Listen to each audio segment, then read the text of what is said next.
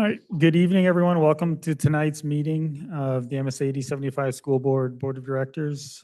Tonight is Thursday, May 28th, and we will get this meeting started with roll call, please, Heidi.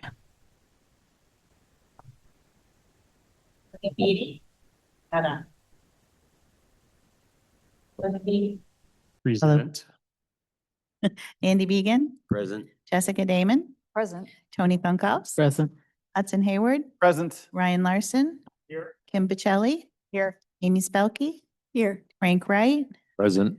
Will Agius, Catherine Brilliant, Present. Gregory Greenleaf, Mary Hobson, Here. Haley Kulis, Here. and Jim Moulton. Here. And Ashby is not here tonight. All right, please stand and join me in the Pledge of Allegiance. I pledge allegiance.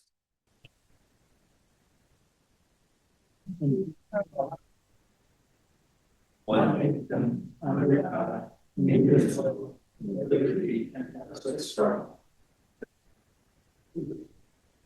Thank you. Before we move to adjustments, I'll just announce in case there's anybody here that would like to sign up for public comment, there's a list at the podium, so please sign up.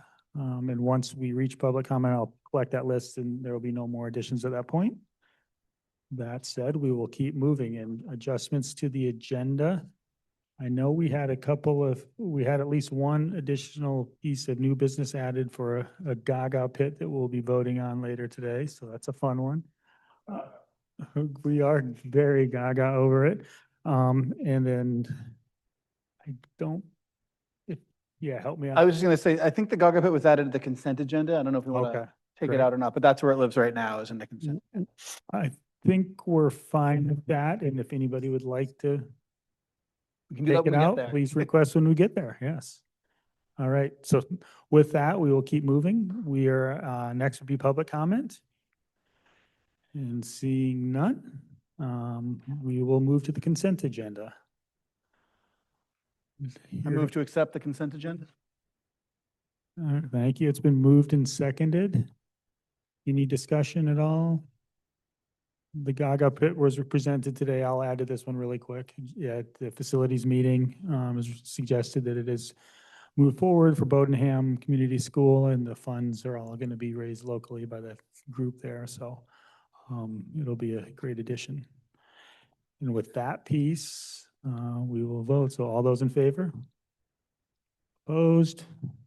And that was unanimous. Thank you. Find this. It was a large consent agenda, so let me get to the right spot here today.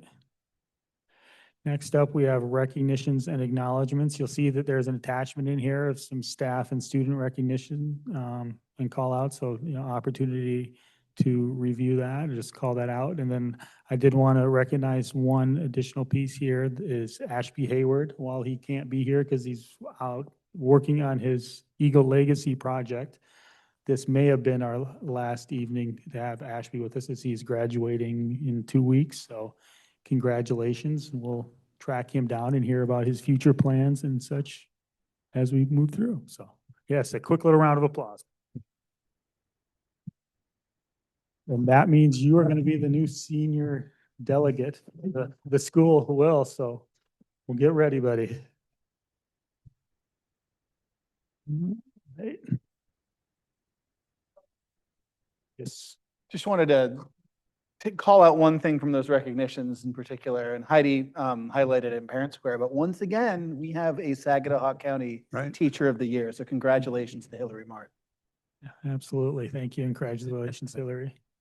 Yeah, it's Jim. I was going to comment on the same thing. Having recognition of a teacher is a wonderful thing, and how a district and a state takes advantage, that the recognition is for a purpose, that there are kernels of what happens in Hillary's classroom. While I would not advocate for them being transplanted in whole and any expectation, but an opportunity to take a look. And not only that in classrooms across the district, any way professional development can be fostered. And a teacher of the year, there's a very good chance it's a place kids like to be, the kids want to be, and where attendance and engagement with school is of current concern, of course, an ongoing concern, both to celebrate Hillary's selection and how can the district make the most of it. Congratulations.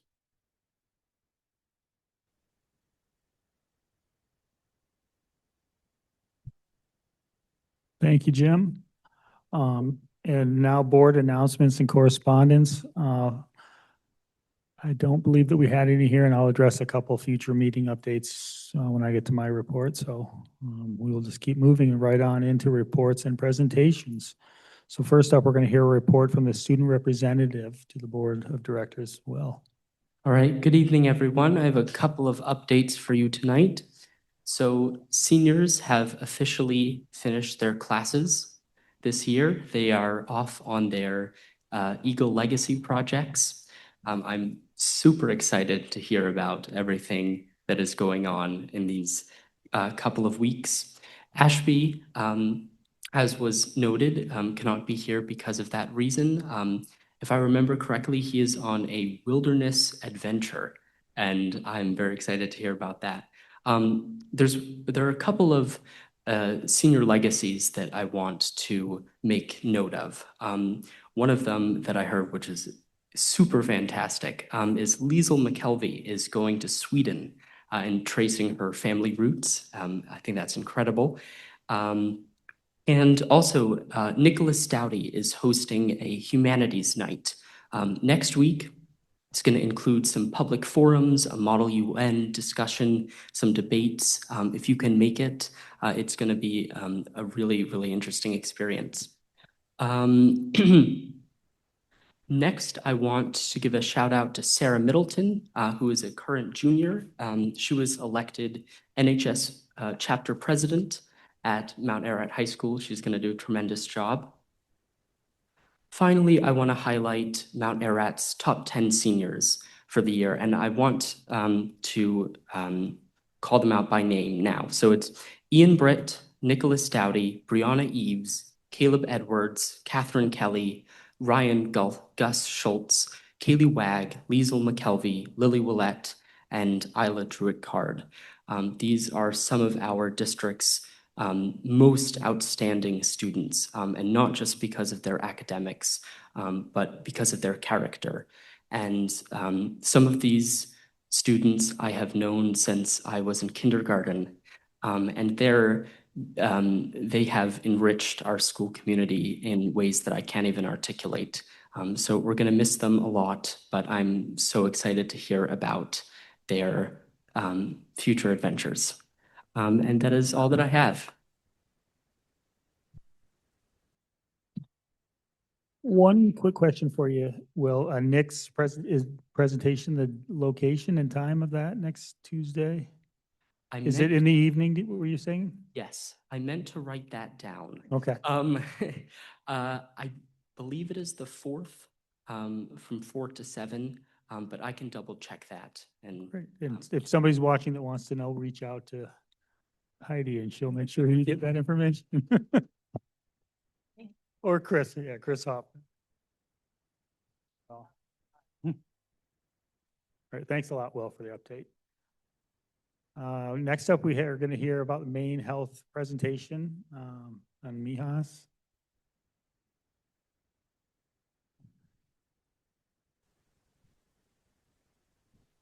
Good evening. So tonight we have Melissa Focasato and Jesse Chalmers. Melissa is the Director of Community Health at Midcoast Hospital. Jesse Chalmers is the Program Manager of Midcoast Health at Midcoast Hospital Community Relations. And they're going to present the MIHAS data, not only for Saginaw County, but really focus in on our schools and talk about how the data has changed over the last few years. And this data is from 2025, and they will be sharing their screen. So we will be looking at this behind you.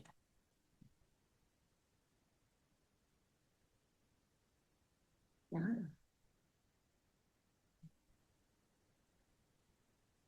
I was wondering how this is going to work. You know what to do when someone shares the screen.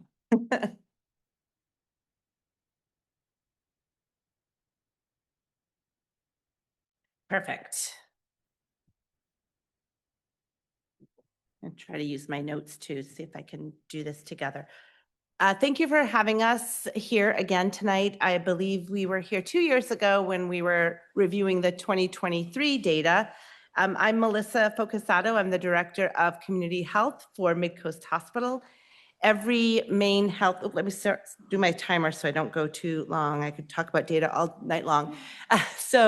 Every hospital in the main health system has a community health department, and we are your community health department. We are in Midcoast Hospital. We do a lot of work with the main CDC and the Department of Education a little bit, as well as some needs that come from the community from our community health improvement plan.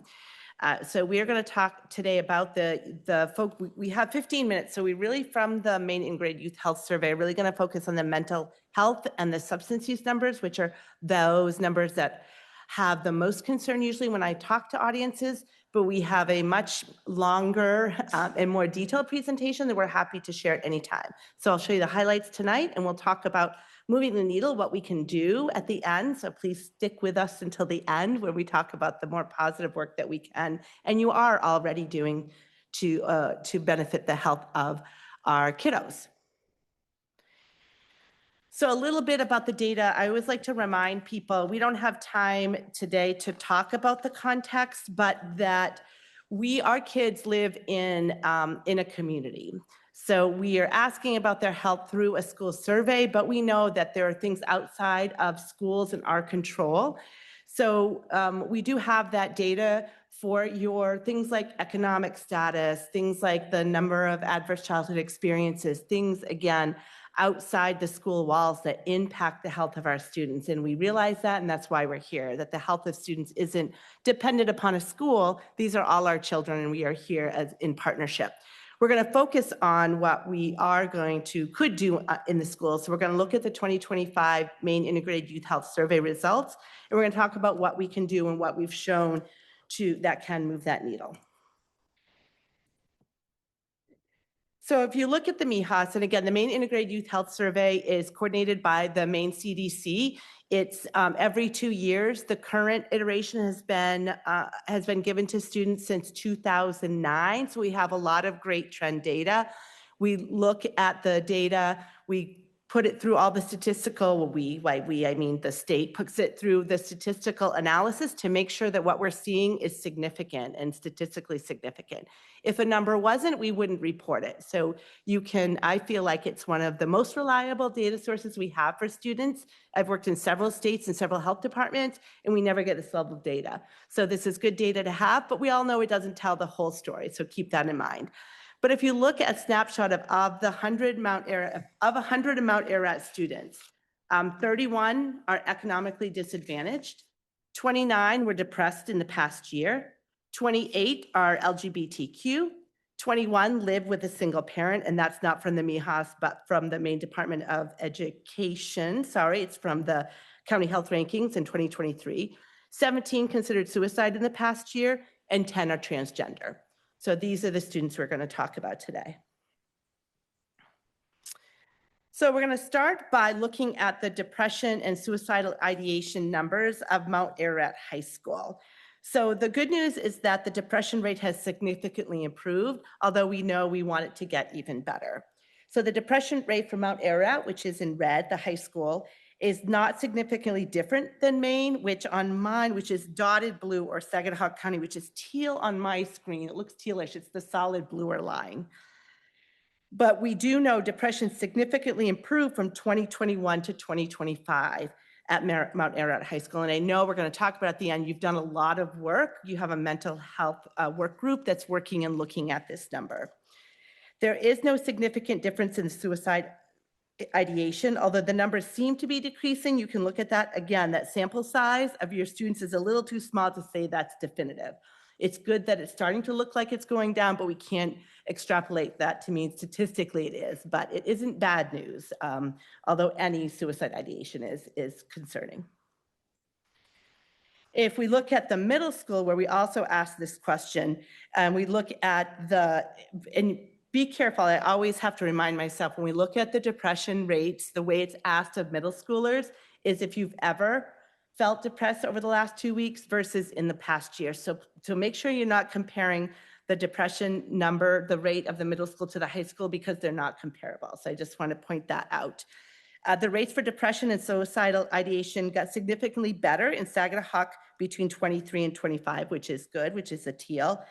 And again, although the MAMS rates look like they may have starting to go down, it's not enough to say statistical, but it is a good sign of that something is happening. So I'm curious to see the 2027, and we hope that trend continues. So, and neither are significantly different than Maine. So we're right at state average here. And the good news is suicide ideation is at the lowest rate since the MIHAS began, since we started measuring it in 2009. So we are making some impact over the past, whatever 2026 minus 2009 is. Over 10 years, we're starting to see a difference in that. So we also pulled the beauty, the benefit of working within the Maine Health and a hospital systems. We also can compare this to clinical data to see, are we seeing clinically what's going on from self-reports?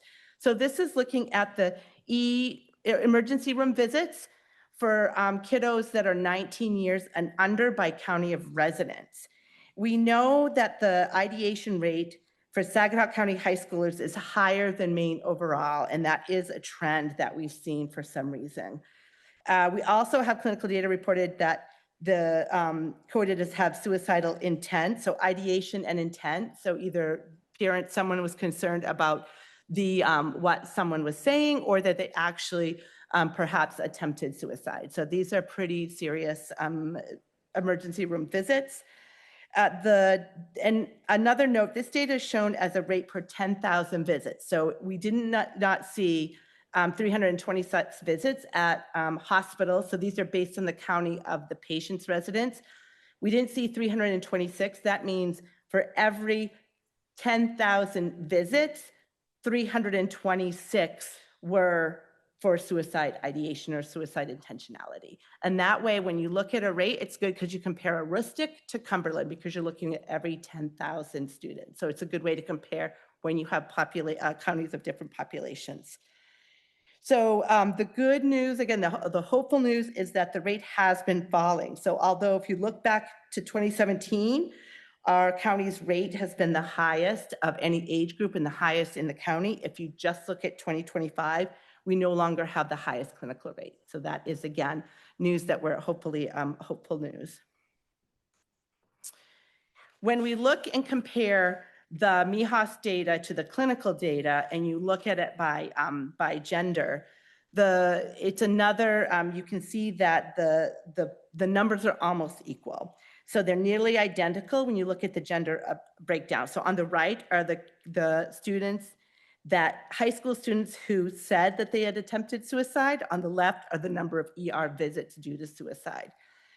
So even though the populations are different, one is 19 years and younger, the measure is a little bit different, that the breakdown is so similar that gives us confidence that the students are reporting really what's going on in the community. So it's another reason to have belief and confidence in the self-reported data of these students who are reporting anonymously. We also know that some students are at higher risk of mental health concerns than others. And we pull this because these are smaller numbers, this is at the state level, not at Mount Ararat level. There's no reason for us to believe that our students at a local school level are any different, that this breakdown is any different. So this is pretty confident that these are the kiddos that we need to make sure we're thinking of when we talk about interventions. So if you look, it compares on the left, we look at males, we look at kiddos who are not LGBTQ, and we look at kids that are not transgender, and on the right is the equivalent. So on the left are the number of males who expressed signs of depression versus the red on the right. So you're comparing males to females, which is higher. So it tells us females report depression at a higher rate than males. Kiddos who are telling us that they're LGBTQ are higher than the kids who report that they're not LGBTQ, and that kids that report as transgender, identify as transgender, have higher rates of depression and have considered suicide at a higher rate. So again, a reminder that some of those kiddos that we need to be more, there's different rates among different kids. So when you're looking at a strategy or an intervention, you have to keep in mind that there's some kids that are a higher risk than others.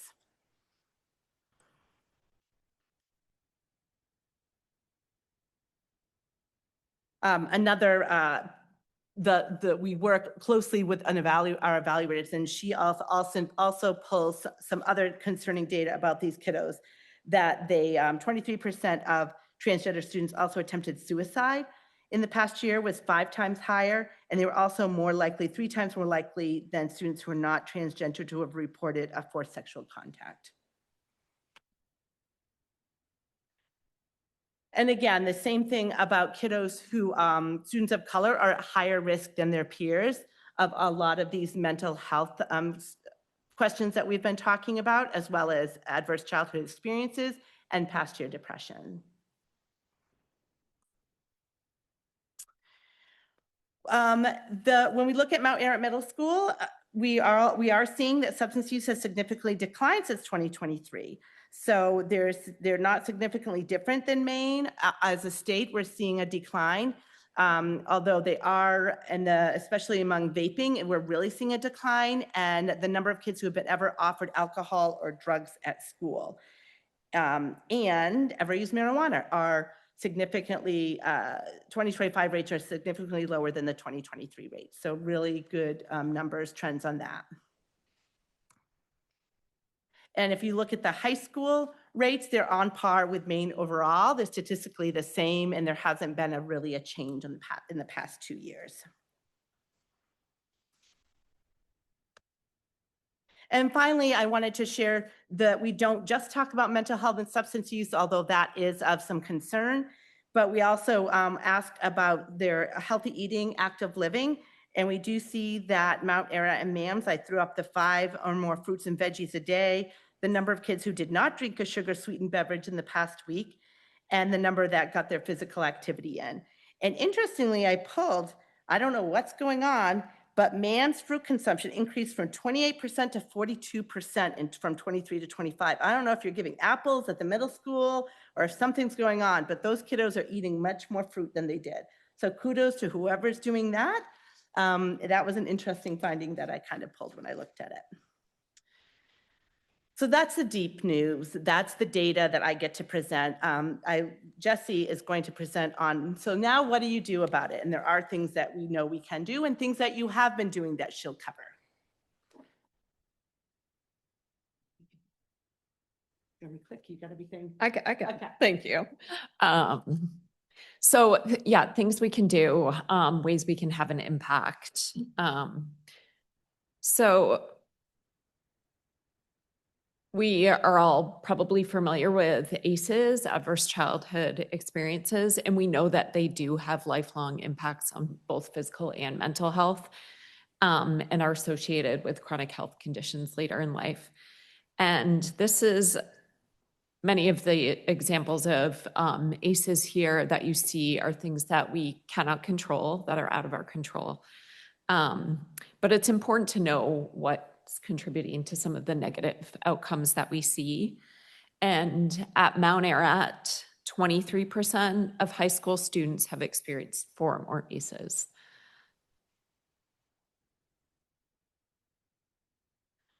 I like to talk about protective factors a lot when we discuss ACEs, because they really tip the scale.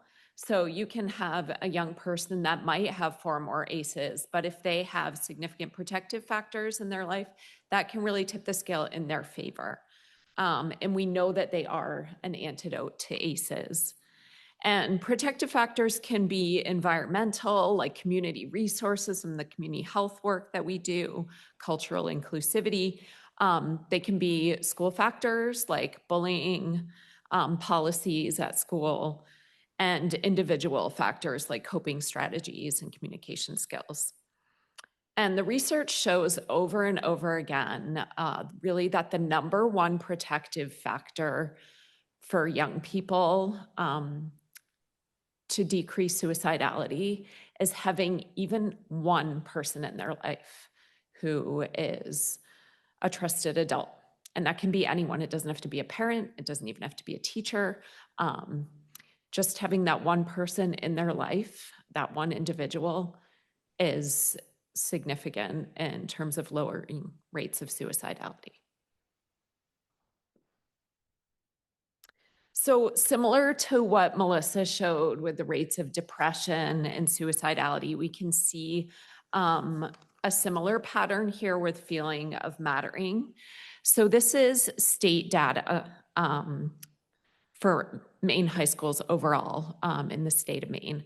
And we know that the pattern is similar at Mount Ararat and that the feeling of mattering correlates to other mental health outcomes here.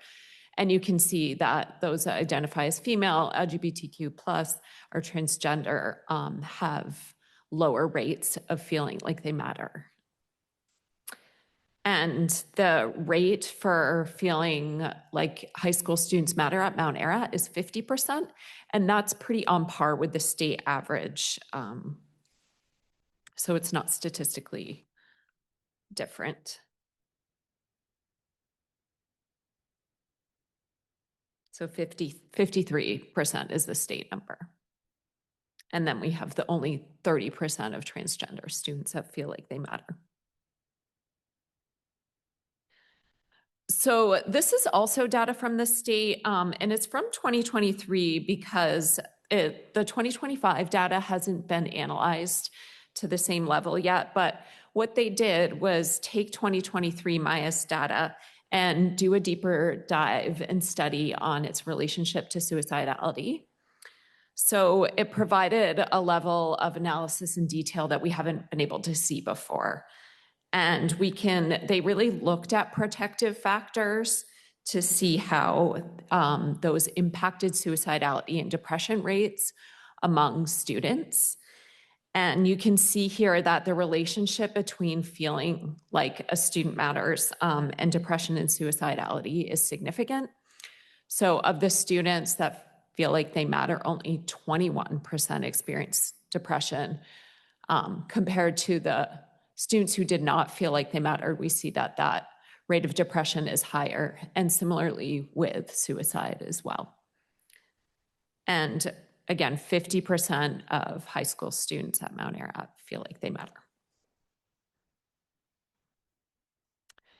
And we see a similar pattern here with the protective factor of support from other adults. And this is adults other than a student's parent. So students who answer yes for having this protective factor have much lower rates of suicide as well as depression. And at Mount Ararat, 51% of high school students reported that they have support from an adult other than their parent. And that is roughly on par with the Maine average of 57%. So it's not significantly different from the state average. And then this protective factor here about being cared about by school. So again, that same pattern with feeling cared about and encouraged by school, their school. These are the kind of things that matter. So getting support from adults, feeling cared about at school. And we see these same results at a national level too. So they did this study with Maine data and then nationally as well. So they do correlate. So again, we can't change ACEs, what kids are experiencing at home, but we can make an impact on the protective factors such as these. And 38% of high school students felt like they were cared about by people at school at Mount Ararat. So that is, unfortunately, is significantly worse than the state average of 48%. And then you can see here with this data, all the different protective factors at Mount Ararat. high school. And all of them really are on par with the state average, except for that one I just mentioned about students reporting that the school cares about them. So that is lower than the state average.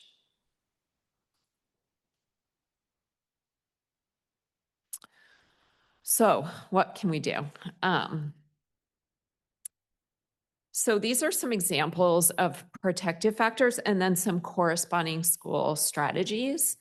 So the positive school environment, opportunities for students to build trust with adults. You all are doing that every day. Developing resilience and coping skills. So outdoor programs that increase physical activity and build confidence. I know that there's been the biking program and the inclusive biking program at the high school. So programs like that, that you're offering to students, programs that include students that might historically not have participated in different activities. So making sure there's opportunities for those students to participate as well.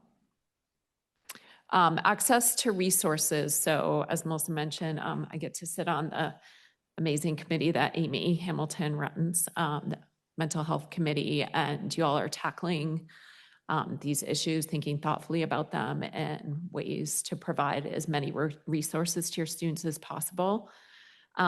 We do have funding to cover the cost of programs such as Sources of Strength, so we can continue to support you all in that way as well.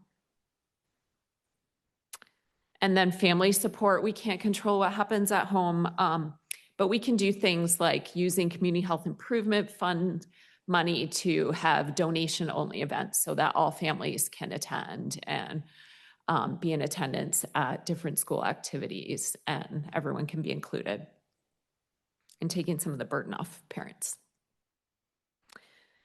And then the social connections. So this goes kind of hand in hand with the resilience and coping skills. So program variety, different activities that include all groups of students, and particularly, you know, some of those student populations that we saw are at higher risk, our LGBTQ students, our female students, our transgender students. So having identity affirmation, DEI, LGBTQ clubs offered to reach those at-risk students are really important.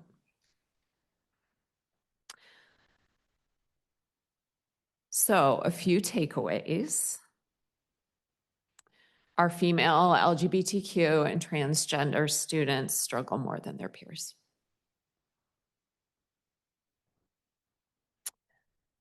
The good news that middle school substance use has significantly improved since 2023.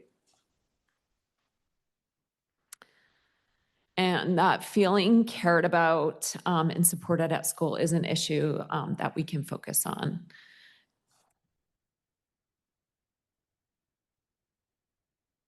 So our scale there, balancing risk factors and protective factors and working together. As Melissa mentioned, our department's here to support you.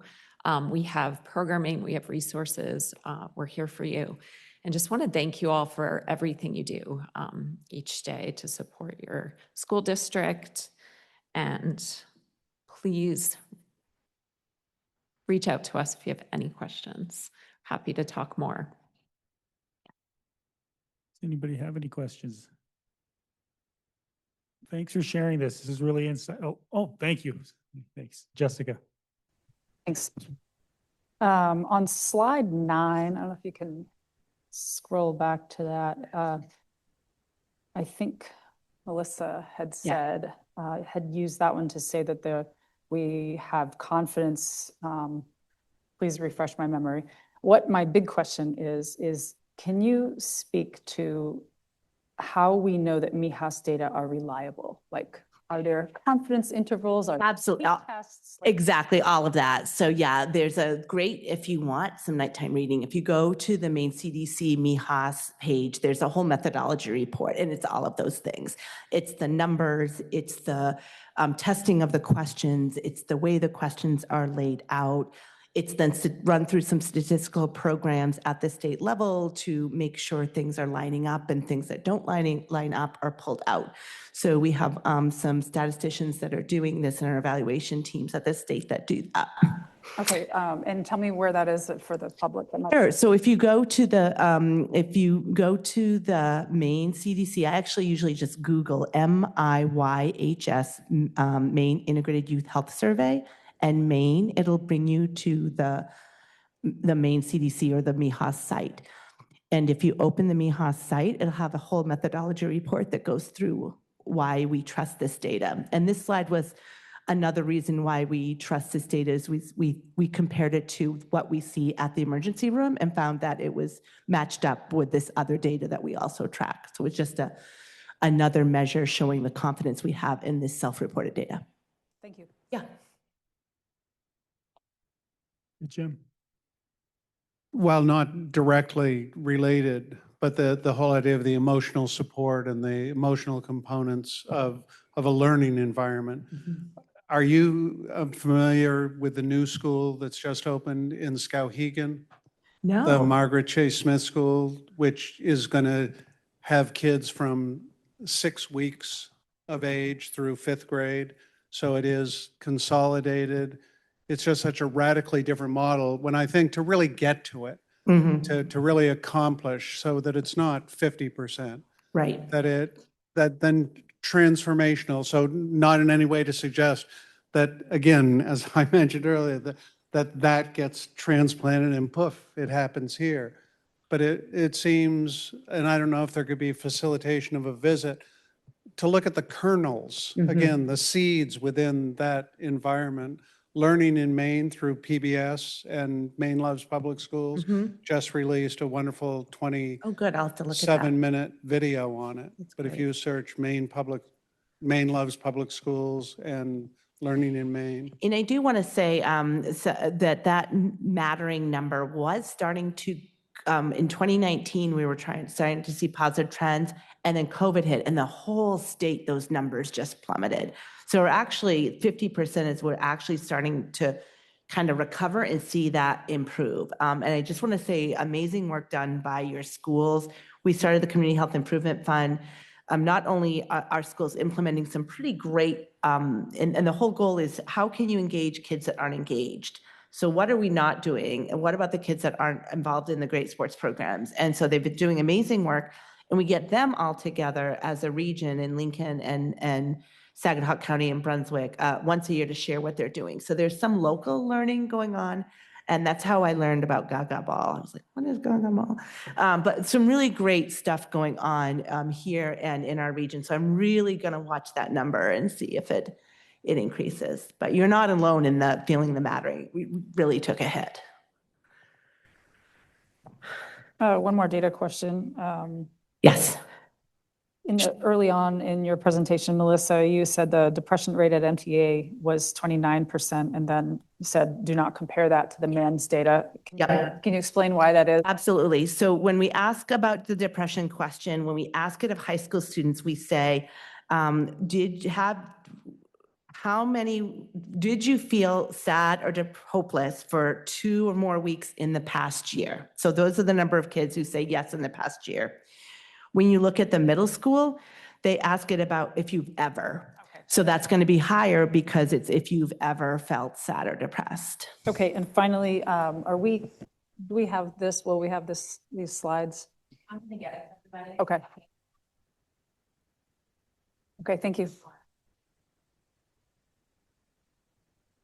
Thank you for your wonderful questions and your interest.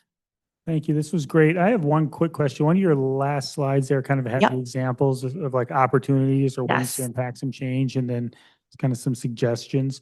Do you have, and this may not be exactly your wheelhouse, so I'm putting you on the spot, but any different districts in the state or examples of districts that have really driven this change or seen improvements and would allow us to emulate or find best practices or things that specifically that board could do? That's a great question. We get this data a little, even though I know it doesn't seem it's 2025, it is earlier. That's a great question we can ask of the Department of Education and the CDC. We specifically don't compare us from school to school because we don't want to get into that. But we can have that conversation and see if there's something going on. That's a great question. We can Yeah, ask that. Just insights and Yeah. on that, like how we could, as a collective group here, structure ourselves Yeah. or do some things to help these things Yeah, come to yeah, fruition. great question. I can say since 2025, there's so much more going on. I'm curious to see the cell phone bell to bell. You were one of the first to adopt that. I'm really curious to see how that's going to make an impact. Some of the great community health improvement fund projects that are going on, amazing, really. And we just had a meeting to talk about how can we do even more with that number. This is funding that comes from a separate fund that we have available that funds engagement projects. And we really ask schools to look at how can we measure and identify the kids that are completely disengaged. So right now we're measuring participation, but it could be a participation of a kid in many things. So we really challenge the schools and the youth centers to say, how are we going to find the kids that aren't involved with anything and how are we going to get them involved? So really look after 3 years of funding, have a 5% increase in the funding and really working together to find. And I think really the ones that are focusing on those most vulnerable students, I think are going to have the higher rates of success. But it's a good question of the DOE. Can you talk about, just briefly, the community health funds? How does that, you're administering it, but where does it come from? Yeah, so this is a fund that was created about 4 years ago. It's an endowment that was created from the hospitals when we became Maine Health, when we became one system. So an endowment was formed, and it's a board-driven endowment, and they decide on what community health issue to focus on. And the focus of this fund currently is youth mental health, and I feel like it will continue. It's not like every year it changes. It's like, what are we going to tackle? And to do that, the board decided to work on youth engagement with the idea if you engage youth, they'll feel like they matter. And as we saw, kids that feel like they matter are then less likely to report being depressed or have suicide ideation. So the first step was to ask the schools, what could we do? And it's a pretty significant amount every year. I can't remember what it is from our year, I'm sorry, but I can get that to you. And we asked the schools, what do you want to do?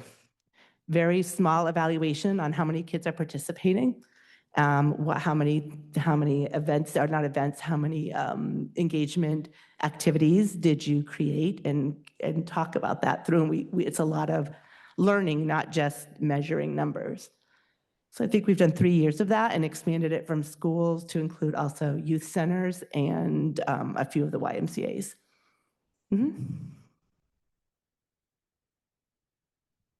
All right. Thank you very much for coming in tonight. And Amy can find us if you have any further questions.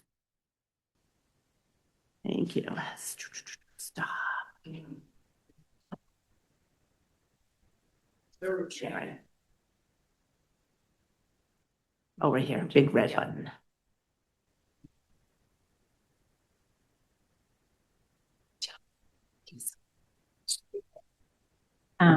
Okay. I mean, you can all get your wiggles out because I need Nick to come out. All right. Come on. Okay. Here we go.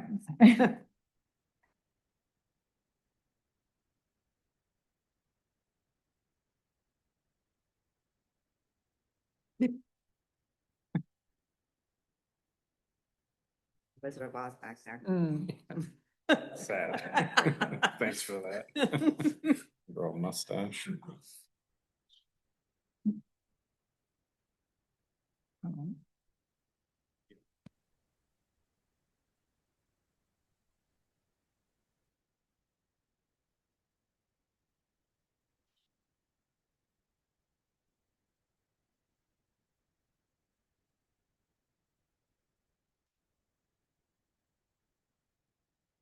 Maybe. I'm so glad you were here. Okay, good evening. I'm Amy Hall, Director of Special Services, and I'm here with Amanda Hersey, as you all know, Assistant Superintendent. I don't think it was on purpose, but our presentation really does connect very well to the data that you just that you just heard about. And, you'll hear a lot about the sense of belonging for kids, inclusive opportunities, helping all students feel like they matter and belong in their schools. So it's a really nice connection between, this is sort of the what can we do part of the presentation. So we are here this evening to share. As you know, we have conducted a collaborative review of our special education and MTSS systems at the district level. And we are here to share with you our findings and draft recommendations. So over the last number of months, we have been working with Dr. Kate McLeod and Jessica Apgar to conduct a review of our MTSS and special education systems. As you know, we gathered a team of about 35 members pre-K to 12th grade, including general educators, special educators, paraprofessionals, parents, school psychologists, related service providers, interventionists. We looked at and gathered comprehensive system level data and school level data. We worked together to analyze the data to understand what successes we can celebrate and also leverage and identify areas for growth. And out of that intensive review of data, we created recommendations and are currently drafting our action steps at the district level and at the school levels to support even more effective, equitable, and inclusive opportunities for all students, which are aligned with our district's strategic plan, vision, and goals. And as a note, we are giving you a condensed version of this presentation. We presented at each school. The presentation took about an hour. We'll be with you about 15 minutes or so. So we are not sharing with you the extent of the data and sort of action steps that we're recommending. However, we do have a video. If you'd like to see the longer presentation, we can share that with you. And you can watch it at your leisure. So the goal of the collaborative equity review is to support the district to understand the current special education and MTSS data and create a strong vision, recommendations, and action plan for celebrating our strengths and increasing equity and inclusion for all in MSAD75.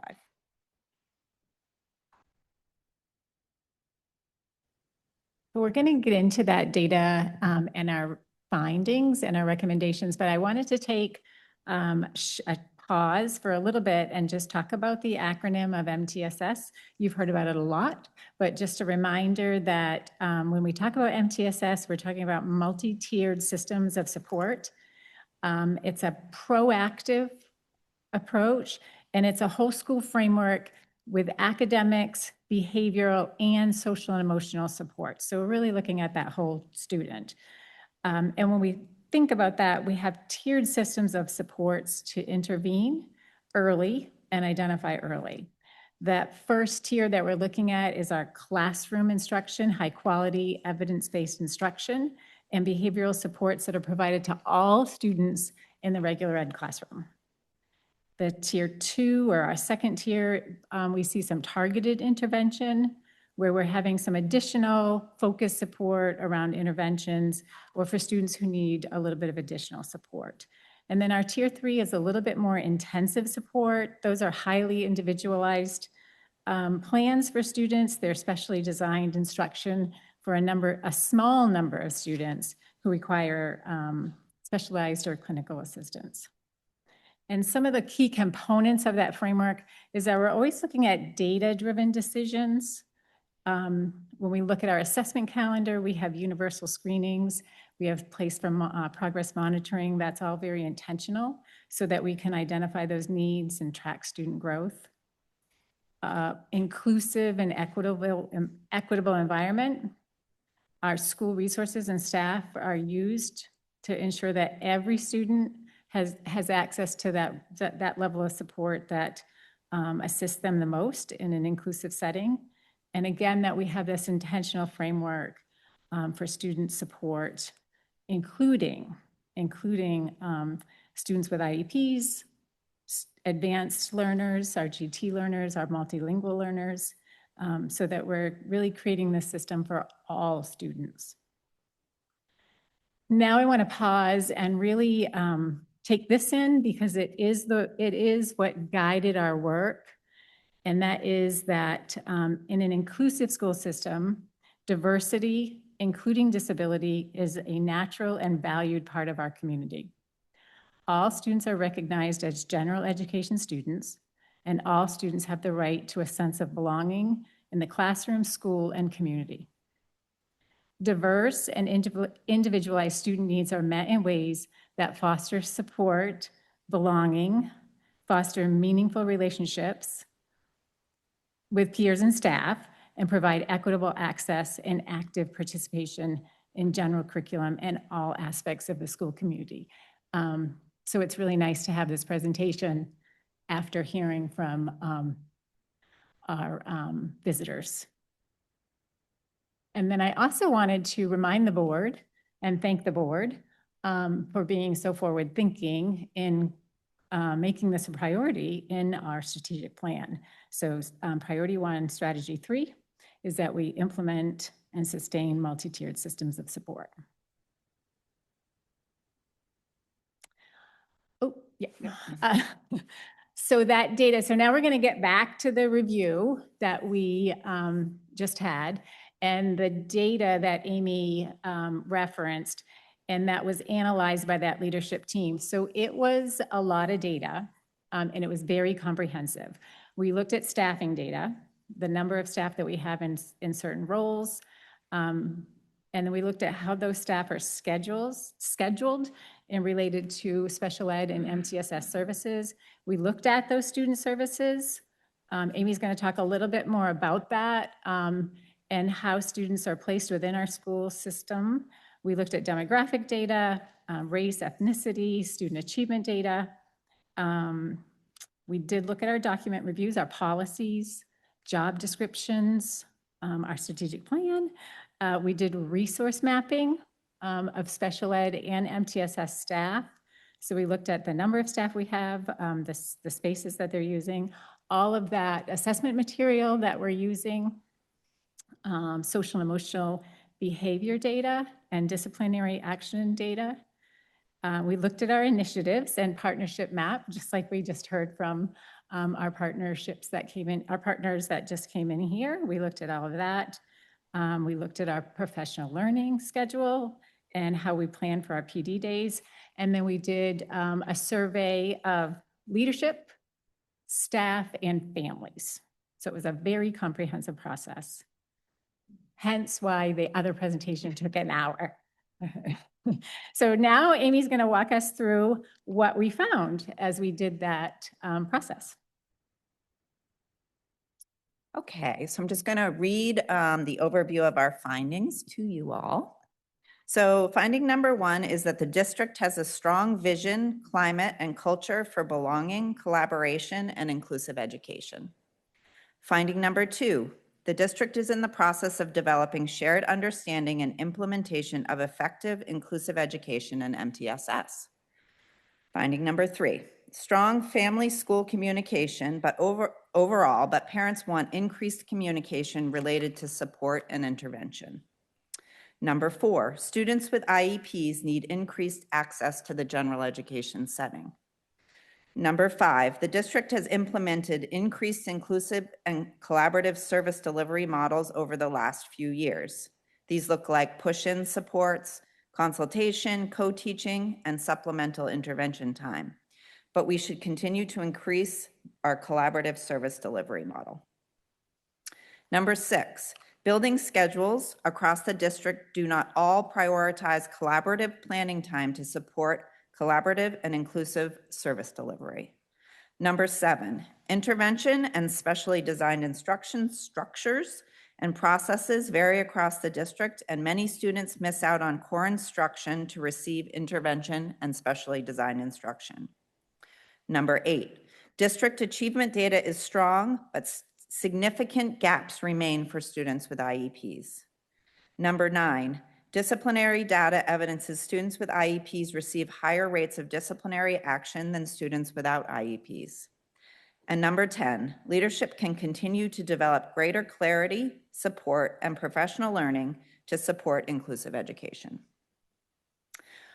I just wanted to spend a minute talking about the least restrictive environment and what that means, as this data has, I know you've heard me talk about it before, but this data is really driving the work at the national level, the state level, and the district level. So just for a little bit of background, when a student is identified with an IEP, a team gathers together and considers what difficulties or deficits are a result of that disability, and then consider goals and services that align with those difficulties. And traditionally, if a student is getting a service through special education, it happens outside of the general education setting, segregated from their non-disabled peers. So that's why you see this. So this map is basically the LRE data across the country. So as a special education department, when we write an IEP, we calculate a percentage at the end of the IEP, which reflects how much time that student with a disability is spending with their non-disabled peers. And that is what LRE is. How much time are they spending in the least restrictive environment? So there are 3 categories. You have 80% to 100% of their time, which is the least restrictive category that students are spending, the majority of their time with their non-disabled peers. And then you have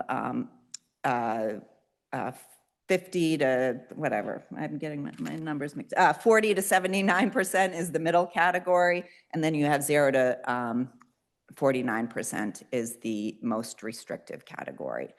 So Maine is the 5th least inclusive state in the nation when we look at LRE data, across the nation.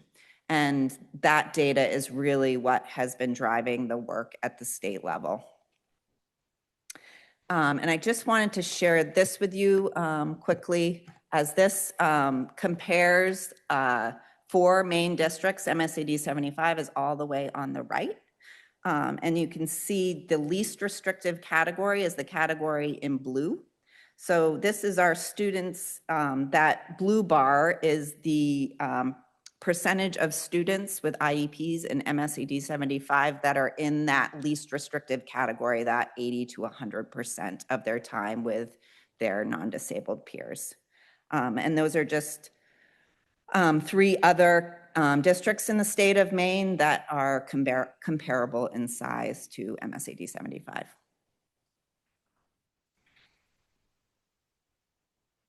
Yes. Okay. All right.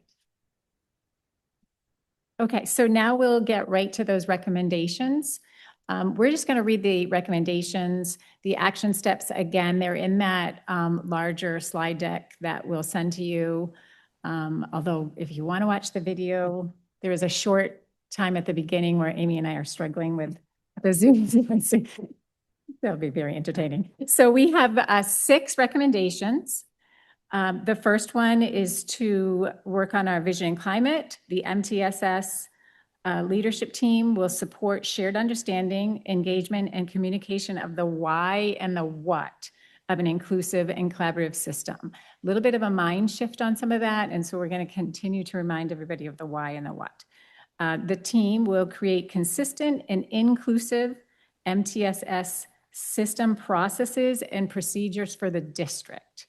Right now, it looks a little bit different at every school, so we're going to make sure that we have some systems and processes so that it looks the same throughout the district. The third recommendation, building level schedules at each school will align with inclusive and collaborative vision. Number 4, the district will prioritize and strengthen existing high-level Tier 1 inclusive practices. Recommendation number 5, the district will develop clear communication and structures for sharing information about instruction, intervention, and enrichment for all students with the family and with families and the community. And the last recommendation, the district will create responsive and ongoing professional development to provide all staff with regular and meaningful learning related to inclusive and collaborative practice. We're on our way to this. Amy's going to talk a little bit about what that looks like. So just thinking a little bit, just to back up one step, thinking a little bit about the LRE, and if you remember the presentation that I did closer to the beginning of the year, and just thinking about the why that Amanda was mentioning.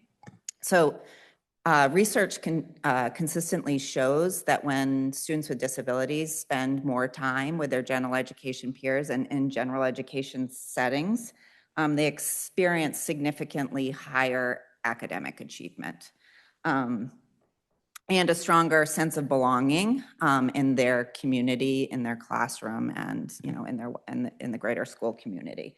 So these are benefits that enrich the entire school community and also have a neutral or positive impact on the learning of their non-disabled peers. So I just wanted to mention that before we wrapped up. So this is a timeline that shows where we've been in terms of our system review and where we're headed. So in March, we completed we engaged in our system level review, looking at data as a district level MTSS team. In April, the district level MTSS team drafted recommendations and action steps. In May, Amanda and I went on tour to every single building and presented the data related to the review and the findings and recommendations of the of the district level team. And now each school has assembled its own MTSS team. So each school has an MTSS team, and they have been working with Kate and Jess on their school level action plans. And then moving into next year, Kate and Jess will be with us, and we are working on we have a draft professional development calendar at the district level, and schools are working on their own professional development calendar that builds off what the district is going to offer. And Jess and Kate are going to be with us next year, offering ongoing support and helping us with our professional development. Yeah, so thank you. Any questions? Yes. That was a great presentation, so thank you. And it's interesting to me because obviously I was in special education for a really long time. And I've seen the LRE wane and come back, and it seems always, there's just so many different, it's a multifaceted problem in a way. And it's also, there's a lot of good things about it. But one of the things I do know that if you're trying to do the LRE so that we're getting up into the better numbers, it's interesting to look at that because the numbers are a little bit deceiving in that when you're not getting the high LRE, sometimes you're getting more pull-out programs, but when you're talking about kids with learning disabilities, and there's sometimes critical ages where they need to actually get like an intensive amount of work, and those would be more, those won't be as, the LRE will not look as good for those students. But the idea is that if you are going to be getting the LRE numbers up there so that more kids are in the least restrictive environment, you have to increase the staffing, because staffing is always the limiting issue in that. And I just wondered how we're doing with that, because I know that paraprofessionals were hard to come by in recent years. And I'm just wondering about, are you looking at that piece? Because that's a pretty critical piece, I'd say. Yeah, that's a great question. So we are not looking to increase staffing. We actually have a very robust intervention staff compared to, I think, many districts in the state of Maine. What we are looking to do is reorganize. So we've really stepped back and I know I presented on the job description. So really designing our intervention positions so they're less categorical and more flexible to meet the needs of the students is sort of one piece. And then also historically, we have had, for example, behavior strategists who work with students K-5. And then you have a reading specialist who works with students K-5. And then you have a math specialist who works with students K-5. And it's really hard to get great at all those standards. And you never have the time to meet and collaborate with all those teachers because you're spread so thin. So part of the model is reorganizing your intervention services so that they are embedded on teams. So they're less categorical, more generalized. Doesn't mean we're not still going to build on people's strengths when we think about the needs and matching staff with students. But if, for example, you have a special education teacher and a learning strategist, and they're working with a K-1 team, they're embedded on that team, so they really get to know those learning goals. They're supporting the whole child, instead of I do the behavior part of the child, and you do the reading part of the child, and you do the math part of the child. And then the teachers are together more. So there's a sense of belonging for the teachers, and you're naturally able to collaborate because you're together.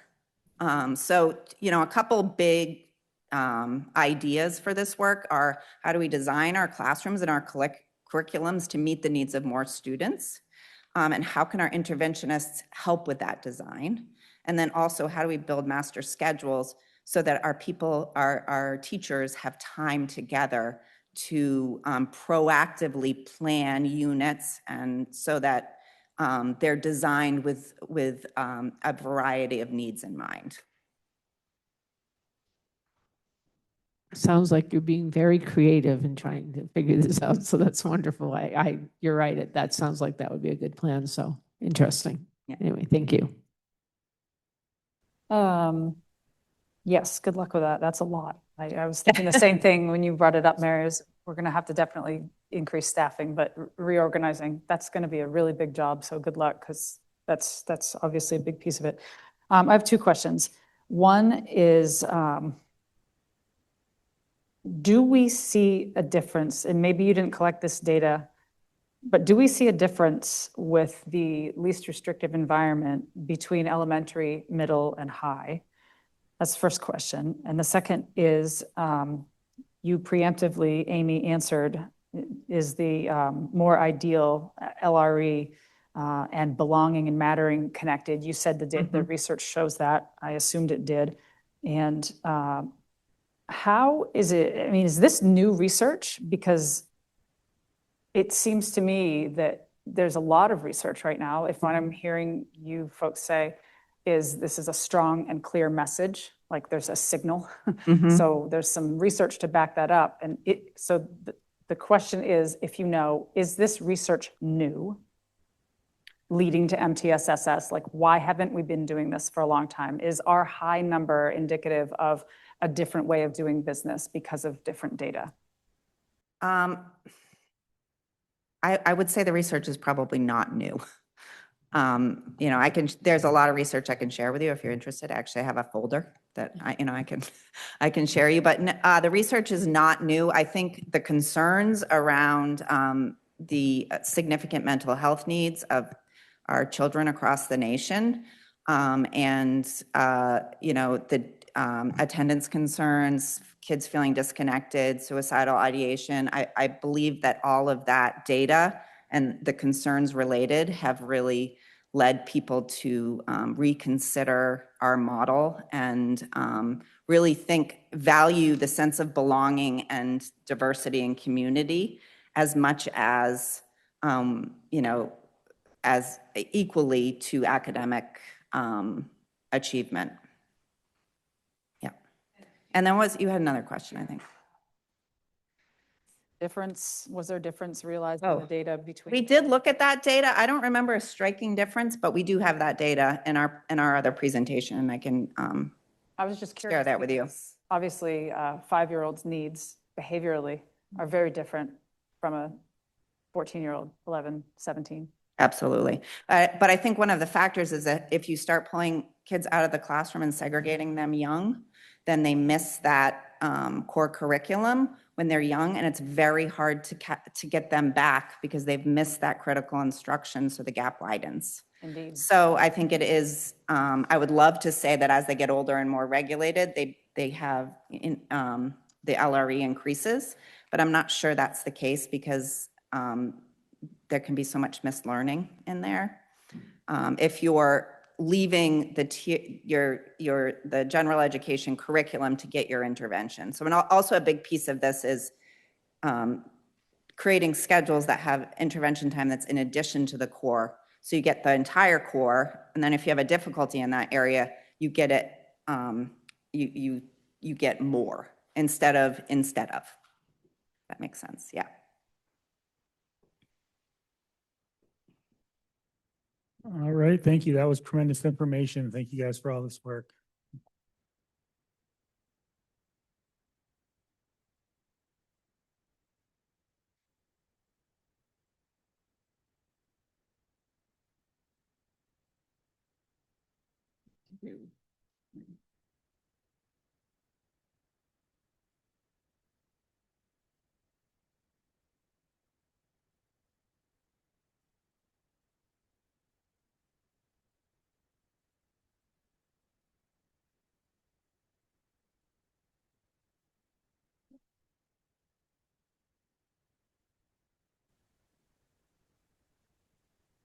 All right, and keep moving on. Our next item is the superintendent's report. I'm going to have Evan come right up first and talk about his financial report.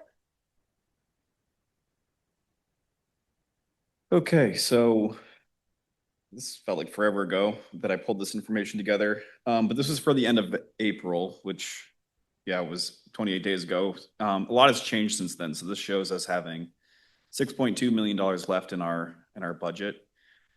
We paid some expenditures. We paid the principal and the interest on the MTA high school bonds. So that was just shy of $4 million, subtracted right out of that 6.2 million. And I pulled the numbers today, which end of May, we're sitting closer to about 1.5 as of today left over in our operating budget to get us through one more month of the school year. So we can certainly see by looking at this financial report that some of the categories are really starting to tick up, and that isn't surprising given that this is the end of the school year. But one thing that I did flag is that our substitute expenditures really jumped from March to April. And I had a wonder if that had anything to do with the oncoming paid family medical leave and how that will impact us going forward. We did budget a little bit more money in the substitute line going forward for fiscal year 2027. And yeah, I think that this data is really important for how we plan going forward. The other category too that started to tick up a little bit were our utility costs, and that's no surprise to anyone, but we also improved those expenditure lines for this coming year. And like I said, I think having more data as we transition in from 26 into 27 will only help us as we continue to move forward.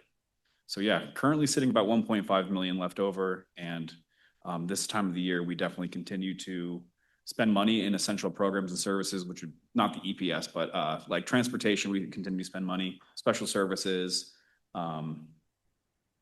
and facilities. Obviously, we're wrapping up a bunch of projects. Those vendors have to get paid. Other types of programs like our schools, they kind of wrap up their spending around the middle of May. So really from here on out, it should only be 3 categories that we're really spending money in to get us through the end of the year. Where we said, yeah, who's first? When you say leftover, do you mean it will be spent in June? Or do you mean at the end of June, it will be left over? I mean, when I say leftover, at the end of June. But where we currently sit right now is at $1.5 million going into June. At the end of May going into June. Right. That's what we have. Currently unexpended. Okay. So I guess that is a little bit confusing. Yeah. Remaining, maybe not leftover. Remaining. Remaining to cover our planned expenditures? Correct. And you expect to be at break even at the end of that? I'm hoping to have a little bit of money left over. We'll see. The good news is that all of our salaries and benefits continue to be encumbered, so those are already accounted for. We don't have to worry about those 5 pays that happen in the middle of the summer where teachers get their contract balance. all of that stuff is already accounted for and out of the way. So I really think we're in a pretty good position to have carryover into 2027. And that's what my question was going to be, was that 1.5 for June in line with what your expectations are? And it sounds like the answer is yes. This time of year, yeah. I would expect left over at the end of the budget cycle, meaning at the end of June, I would expect us to have a couple $100,000. Great. Thank you very much. And the other thing too that I look to do in the next month is really evaluate what our revenue is. When we added that pre-K program last year, our revenue jumped up by about $200,000. So I need to evaluate where our revenue ended. And that includes building fees, interest income, all of those things to evaluate if we were over what we budgeted in our revenue, because that would just be extra money on top for the school district. So I should have more information about that in the summer when we close the books. One more question just while we're on the topic. How is our audit situation looking right now? Still in the planning stages right now. We are tentatively having them on site the week of July 13th is the plan right now. So yeah, they reached out to us a couple days ago saying, hey, would we be able to come on site these days? So we said July 13th would be the best. We Awesome. want to be here. Thank you so much.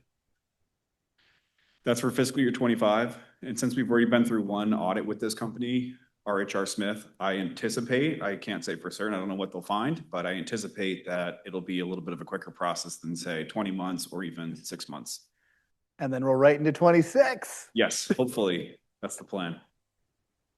And are we thinking that at this point, the goal is to have 26 completed by the time we really get into budgeting season a year, I think a year 8 ago, I months stood from up now? here saying that I hope to do that for 20. We just got to keep the pressure on you. That's good. The pressure is needed. I hope so. Yeah, that's the plan. I think having an audited fund balance as we roll into 2028, which is crazy to say that, would be a really good place for us to be. Awesome. Thanks for all the work on that. Absolutely. Any other questions? All right. Thanks, Evan. Yep. So thank you, Evan. And I just have, tonight really is just, I've been doing a lot of reflecting because as you know, the board will be talking in a short while. But I want to thank first everybody. Evan, thank you for coming up and doing the work that you're doing. But Amanda and Amy, the start of this project at the end of last year, middle of last year, the growth and the experience and the evidence and the work that they've done. I texted Amy on her way out and I said to Amy and Amanda, that was an amazing job. You guys have really come a long ways. And she says, we have completed our tour, which is exactly right. They have done everything right on this. This presentation tonight was amazing. And I think to Jessica's point of, well, is this new research? No, it's not new research. It's a new way of thinking, but it's the right people being in the right place at the right time and being able to move it to where it needs to go. And that is truly what is happening right now. Amy and Amanda and the MTSS team, bringing in the 2 consultants that we're working with, we were at the right time in the right place, and it is absolutely showing. And so I just want to thank them, from Teacher of the Year for the Saginaw County to the work that they're doing. You are going to see so many great things happening in this district, and I could not be more proud. So I just wanted to say thank you for that. And that's my report for tonight. Yeah, and I'll just quickly add to that. It was great to see that some of these things are beginning to improve, well, slowly and not where we want them to be. Like the first step is to turn the corner, and we're beginning to kind of come off of that. So that was encouraging to see and excited about, and confident, a lot of confidence in your team, Heidi, to continue driving that forward. So thank you. All right, next we have the board chairs report. I have a couple things. I had a thank yous that I wanted to offer up quick too tonight, and that was related to the committees, getting to sit in on facilities tonight and listen, and knowing what you guys have been through the last week, month, year has been tremendous, and grateful for all the hard work that's happening there and all the hard work that still lies ahead. There's a lot that happens at the committee levels that's allowing the board, these meetings, to be a little bit more efficient. And just great work happening there. The policy continues to bring tremendous amount of product to us, and more to come every week. And we'll get to see SEC tonight too. So as well as everybody else, CIA, everything. So it's just really appreciative of the work that's happening at the committee level right now. Yeah, just curious, Ryan, do you find the facilities committee to be the best? No, I was saving the best for last, which is the Transportation Committee, which I think has this tremendous chair, Bart, if I'm not mistaken. That's my favorite as well, yeah. Yellow buses, once you landed those, we've been good. So, all right, and then the other piece I kind of want to just talk through was a little bit of calendar, upcoming pieces, and things that align with that. So we have on June 11th, there's a CIA meeting scheduled that night, and I think there's going to be quite a bit of action at the CIA meeting that evening. Following that, we'll have two separate meetings. The first will be a retirement recognition. We traditionally have had a retirement recognition prior to school getting out. With this, that the 11th was scheduled to be a workshop, so we're adding this additional meeting as its own piece, and we'll see how that goes, and it may be something we want to continue with and having something really dedicated just to celebrate the retirees. And so that will be the first meeting to follow that. And then the second, after that, we'll have a workshop in which we will be reviewing our board self-evaluation. You guys will probably all be receiving this evening a link to the tool that Hudson so graciously put together. And I'll ask that we complete that by the 5th, so that's a week out. I know it's a shorter window, but I think no matter what the size of the window is, we wait until the end and then have to get nudged to get it done. So I figure, let's work with that, and we'll see how we do. So that's coming. And then our last fiscal year 2026 full board meeting will be the 25th of June. So we're coming to the end of the year here soon. And that is what I had at this point. So I will move right over to those great committees that I mentioned and I'm so grateful for. And we'll start with CIA. Thanks, Ryan. The CIA met on May 14th, and the focus was on Mount Ararat Middle School. The story we heard was about an event, a Space Day event, with multiple presenters, not some local, some came from away to share and inspire the kids. Again, the kernel of the story was eventness is important. We get ready and enjoy those events. The kids had a great time. Then we heard about the desire of the middle school to take advantage of Kids Discover instructional materials. It is an online repository of stories that can be Lexile adjusted across literally all curriculum areas. They have used some others. There's one, Newsella. I don't know if anybody remembers Newsella, which is still there, which allows content to be viewed at, you have a scale. You can say, give this to me at a 750, at an 850, et cetera, at a 450. So the idea being that the core of the content is still there, but it is in a more accessible model.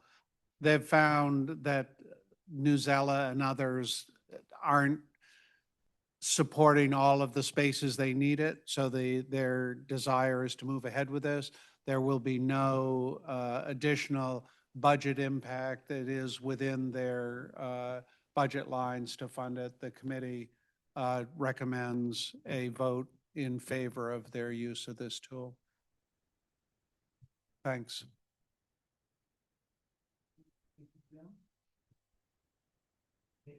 Next up, we have policy.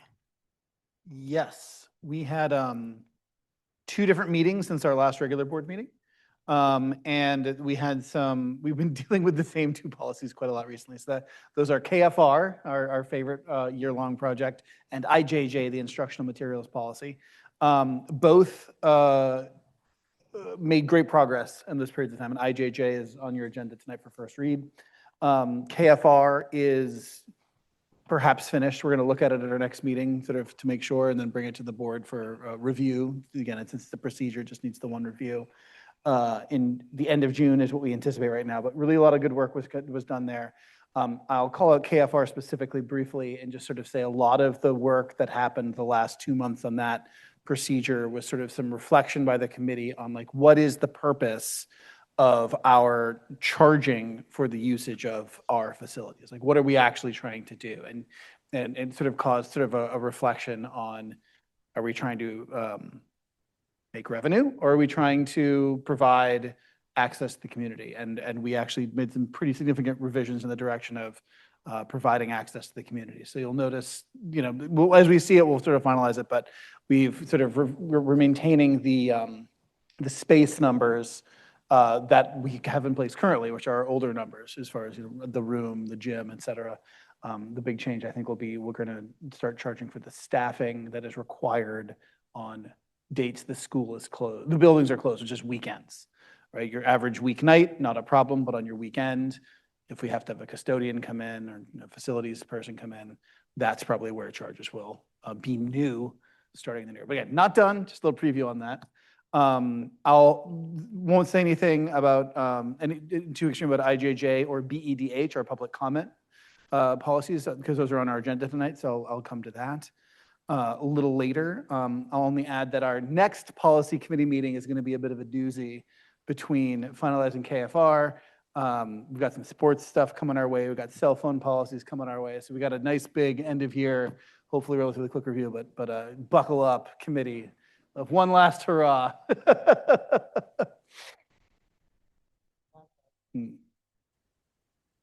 Any questions? All right, facilities, Andy. Yeah, we had a couple of facility modification requests tonight, both at Bodenham Community School. One was the Gaga pit that we already voted on, so thank you there. I'm sure the school will love to see that go in.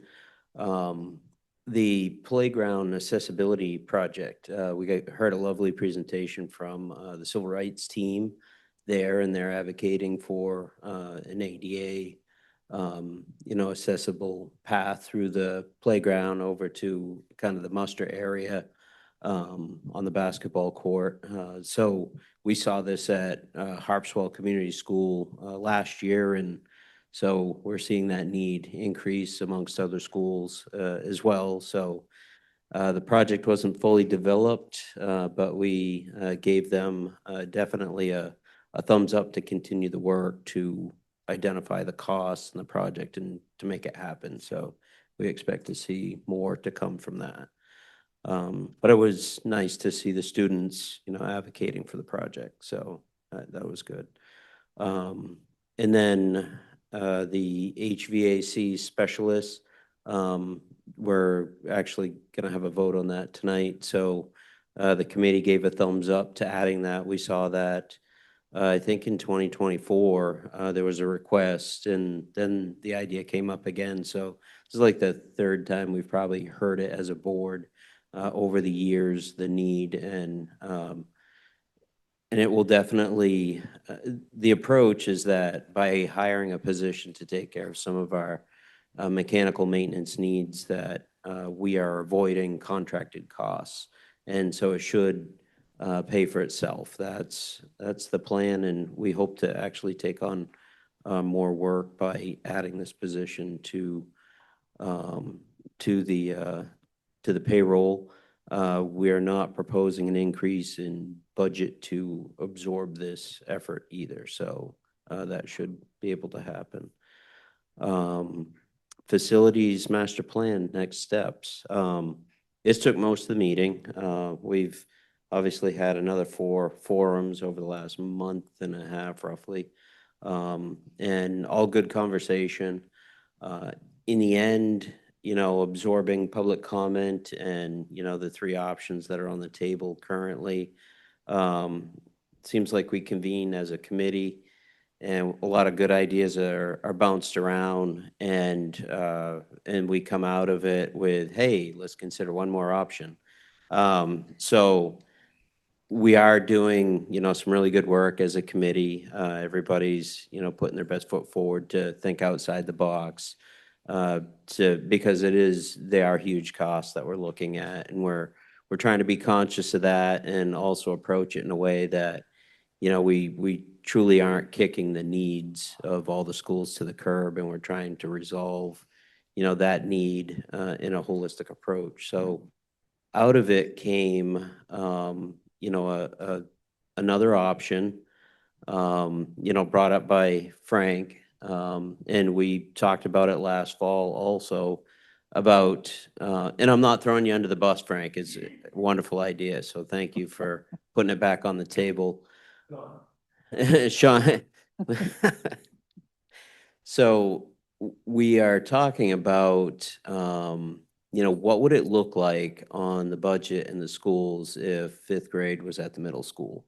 We're not saying that that's, going to be the option at the end. We're asking Harriman to identify the costs, and then we want to sort of vet that through the public channels, to weigh in on that approach as well, but at least understand the costs and then, test it, through the public to see where that would lie in public opinion. So we also talked about, doing another survey, maybe getting some visuals out in front of the community. We all come to the high school for meetings. This place looks beautiful. We don't go to Harpswell, we don't go to Woodside, we don't go to, so many other people in our community don't do that as well. So, so when you come to Topsom, as a joined community, we see these two buildings the most, the middle school and the high school. It'd be nice for the public to fully understand, we're asking for a lot of money to resolve a lot of schools. We want them to understand, where those dollars are going. So we feel that's an important next step also, to make sure we can, before we go to referendum and ask for a pile of money, that everybody understands it, because we don't want people to think, well, what about my school? What's going on here and what's happening? So we want to make sure that information gets out to the public. I'm probably missing a pile of stuff because we had really good conversations, but we got a lot of good feedback from the community. We continue to listen and, crunch the data, and it gets us to think and, create more data. So, so it's all good. A lot of good stuff's happening. If I missed anything, please speak up. Thank you, Andy. Next, we have the SEC, the Superintendent's Evaluation Committee. Yes, the small but mighty Superintendent Evaluation Committee comprises myself, Mary, and Hudson, just by way of reminder. We also met on May 14th to remember, we've got our new procedure this year. So this is our inaugural outing with it. And so we met with the superintendent to review. We had some preliminary information about board member evals and her own self-evaluation and the 360-degree survey she's been doing. So it was a great conversation, and we'll continue it tonight. Thank you very much. Moving through the agenda, old business, we don't have any this evening, so we'll move right to new business. 13.1 is to consider action to approve a request for additional facility staff, facilities coordinator, HVAC specialist. So moved. All right, it's been moved and seconded. And I don't know, Andy, did you want to speak any more to this, or Heidi, or are we feeling okay with? And we may be okay with the attachment we have. I just didn't want to open up. Yeah, you'll notice in your packet, there's a job description. Sean explained during the facilities meeting that, the intent here is not to add another line item to the budget, but just to reshift it. We feel that there's enough mechanical work going on at all the schools to be able to absorb this position within the budget and save money in outside contracted services. So, we fully supported it as a committee. Sean has vetted it through Heidi already. It feels like the right approach. We will need to, buy some level of tools. Sean already has most of them, but possibly a van. So that would be like a 5-year lease to lessen the impact on the budget over the years. But Sean does feel like we can absorb this in the budget, and he would like to post a position. So I think we've already approved it in the past too, but we're recycling it again for another, thumbs up. Yeah, Hudson? I was just going to ask a question. And so just for clarity, this is the creation of the job description and then the hiring will proceed from there, correct? Great. Thank you, Heidi. All right, seeing no more questions, all those in favor? Opposed? That's unanimous. Thank you. Thank you, Sean, for bringing this concept forward. Next, we have to consider action to approve Kids Discover online materials and resources. Seconded. All right, it's been moved and seconded. Did you want to add anything, Jim, or you were good with, thank you. Any other questions or thoughts? Seeing none, all those in favor? Opposed? And that was unanimous. Thank you. Thanks, Amanda. And your team for that work. To consider action to approve an out-of-state field trip request for MTA to travel to Japan in April of 2028. So moved. All right, it's been moved and seconded. And we pulled this, we originally had this in the consent agenda, pulled it out just since it is such a significant trip that we wanted to make sure that we had an opportunity to ask any questions if there were any. Jim? I will just say, having gone years ago, it would have been in the mid-90s, I guess, as part of a homestay. Although going to Japan is an absolutely fascinating experience, it doesn't appear to me that this is a homestay experience, that there'll be, and there is nothing to compete with that. Having done work in India in 2009 and 2019, Japan certainly was well advanced in the late mid-90s, but the changes in India, the changes in culture, and I hope that there'll be opportunities for the students to interact with Japanese students and families, to not just see what's presented in the commercial or historical world, but to connect with kids, person to person. Great point, Hudson. As someone who was on that trip in the mid-90s, I'm really glad to see the district continue to try to find ways to encourage travel beyond Europe. I think Europe travel was pretty regular, and I think that's, very closely integrated with our language curriculum here, which makes a lot of sense. But I'm really glad to see our horizons continue to be broad. That was the first time I left, outside of camping in Quebec, that was the first time I left the country, was going to Japan. And holy cow, was that an experience. So I'm really glad to see it. I'm really happy for these kids getting this experience. Any other thoughts? All right, seeing none, all those in favor? Opposed? And that's unanimous. Excellent.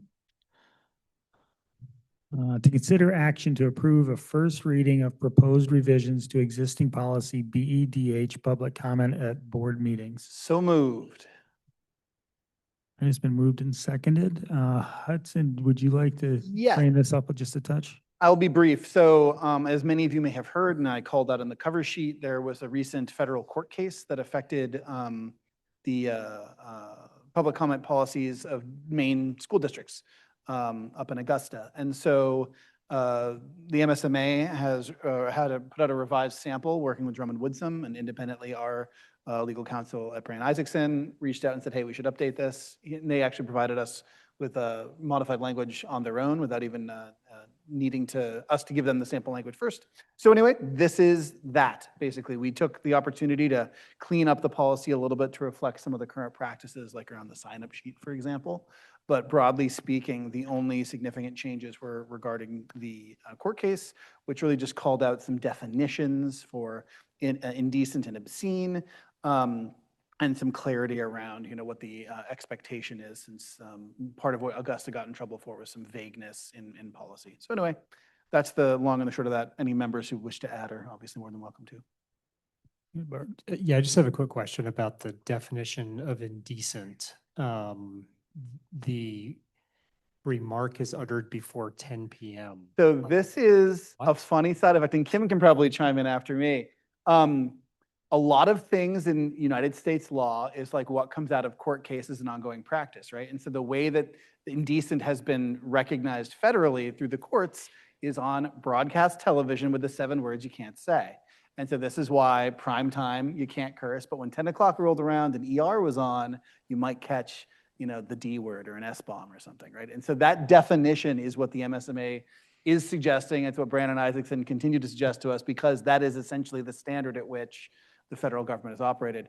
It led to many jokes about public comment after dark. So, who knows? The districts who have it at the end of their agenda might legitimately want to move it to the beginning as a result of this.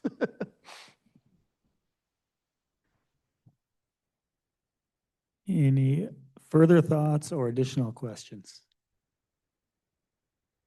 All right, seeing none, all those in favor? Opposed? That's unanimous, thank you. Next up, we have to consider action to approve a first reading of proposed revisions to existing policy IJJ, instructional and library media materials selection. So moved. It's been moved and seconded. Hudson? So this is sort of the coming out of the work that we began several months ago with that workshop that we had with the Learning Commons specialists. And we have a revision to bring to you tonight. You may remember that when the committee first took this up after the workshop, there was some differing perspectives on the proper revisions to make here. And I think we did a very good job as a committee thinking through what our goals were, what we could agree on, where we had disagreement, but understood each other on those disagreements, and also worked really closely with Amanda specifically as our representative from the administration. She worked with her principals and the further team from there. And we ended up with a policy, I think, that almost everybody is happy with in their entirety. Amanda, representing the administration, has given her thumbs up, and most of the committee is fully on board with all the changes, which also includes some cleanup. We did have a little bit of committee friendly dissent. It wasn't unpleasant in any way around the delegated model, right? The big question, do we still vote on things as a board, or is it just heard in committee and the board hears about it? So that was the only area we had a little bit of dissent. I would again call out very clearly that our revisions codify that any new materials must be presented to CIA as they are now. So the presentation does not change in that regard. The only thing it would change is the coming to a vote here. Jessica, I don't know if you have anything you want to add, or any other members of the committee. I am the dissenting member on the committee, so I'll say that.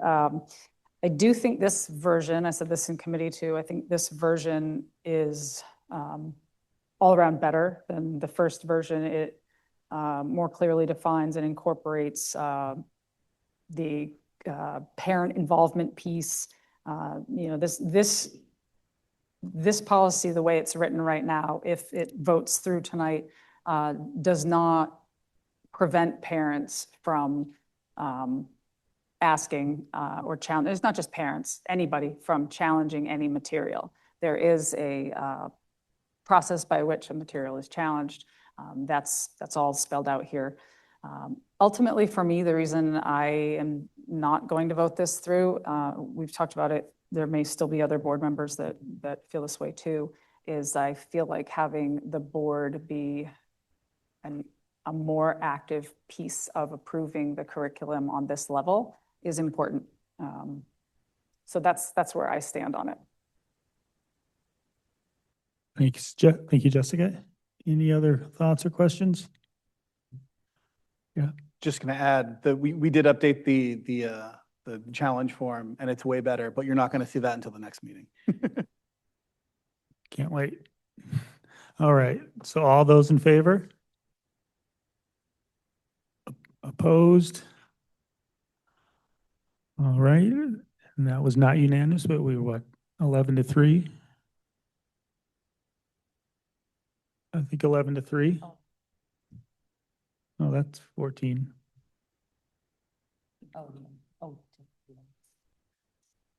11 yeses, 3 noes. Correct.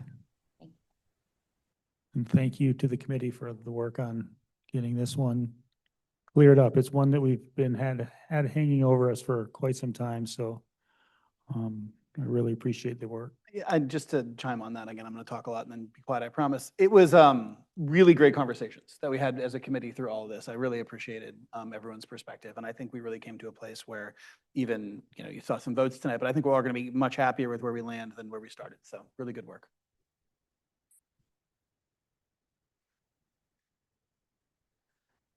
All right, moving on, we're at 13.6, to approve the proposed district goals for the 26-27 school year.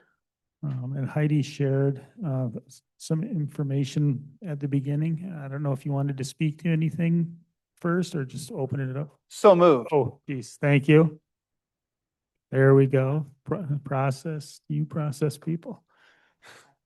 Yeah, Frank did. Thank you both. Efficient? Okay. This was the great work of our committees coming together, the use of our strategic plan, and then the workshop that we had where our district administrators came and joined in with our board. And there were some great conversations that were happening during that time. And so in front of you, you have the proposed district goals. And at the top of each goal, you not only have the district goal one, but you have the priority, which links directly to our strategic plan. So for example, priority one, improve opportunities and outcomes for all students. That's part of our strategic plan. And then we have the district goal that aligns specifically to that. And so what we had hoped to do was take all of our strategic plan and then our district goals and make everything streamlined in this process. And so these goals are measurable in a way that is not where you can just go in and say, oh, I can see how you measure this, but instead at the governance level, because each goal within this includes within the strategic plan alignment, a timeline, specific quarterly evidence, and it's not measuring the goals through the single data point, but really it's measured through implementation milestones, survey data, participation data, staffing data, safety documentation, attendance trends, et cetera. So that's how we designed it this year, and I think it came out really well. The conversations were very sharp and very robust. I couldn't have been happier walking around listening to all of those. But each goal, again, priority 2 aligned to district goal 2, priority 3 aligned to district goal 3, 4, and then also we have an extra goal in there, which is a cross-priority goal where we talk about resource alignment and fiscal stewardship. So this is the great work of all of us coming together, and we're really seeing that our strategic plan is now aligned to our goals, and we'll set a template for the years to come. So I don't know if there are any questions or things that people want to talk about. All right, thank you, Heidi, for all the work you've done to get us to this point. And we'll see no more questions. All those in favor of approving these goals? Opposed? And that was unanimous. Thank you for the vote. And thanks again for all the work here, Heidi. We're very appreciative of where this process has come for us. Next, we have to consider action to appoint a board member to the hiring committee for the Williams Cone principal position. I'd like to nominate Haley Kulis. I accept. So does that, she can I think second she's it seconded on it, but I there? think Yeah, we accept I it. believe so, right? And is anybody else interested? I don't know that we have a limit, so if somebody's feeling passionate about this and would like to participate as well, I bet we can fit you in. But I'm grateful for Haley stepping up for that. All right, see, nobody else jumping in here. All those in favor? Opposed? And that was unanimous. Thank you again, Haley. And next up, we have our calendar and announcements. You can see those in the attachment there. And then our final agenda item before adjournment will be executive session. So pursuant to 1 MRSA 405-6A, we move to enter executive session to discuss matters of employment regarding the superintendent's evaluation pursuant to procedure CBI-R. Seconded. All right, it's been, Will we take any action after this? oh, I am not 100% sure, not likely. There's always a small chance, but not likely, so. No, so we I won't would- come back to the live stream. Do No. not anticipate taking Okay, it no anticipation, perfect. So all those in favor? Opposed? All right, we are in executive session at 8:23.